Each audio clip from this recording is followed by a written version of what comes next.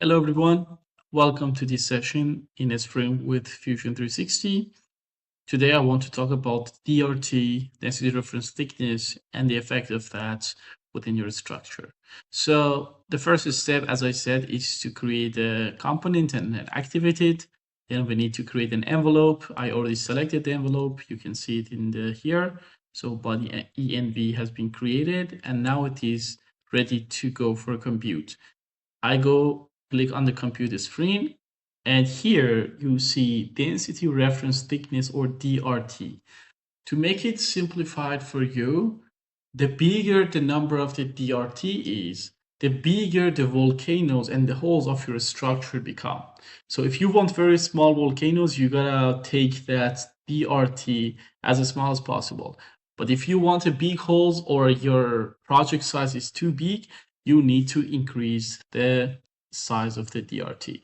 For this one, I'm gonna go with 0.6, for example.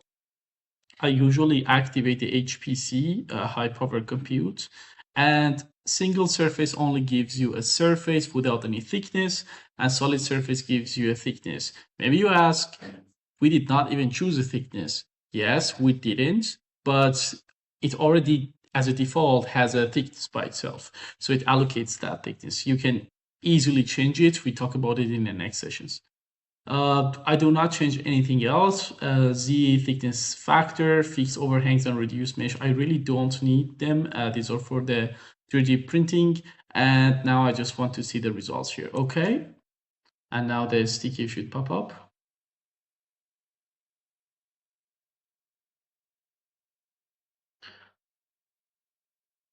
There we go.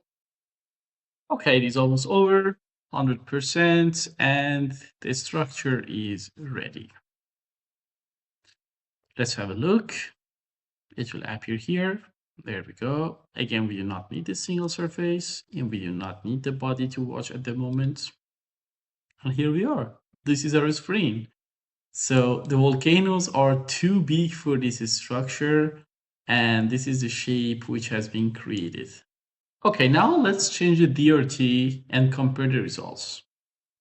Compute, instead of 0.6, I'm gonna go with 0.2. Calculate, okay. Sticky will pop up. And we wait for our structure. Okay, so the calculation is over, and now we can see the results.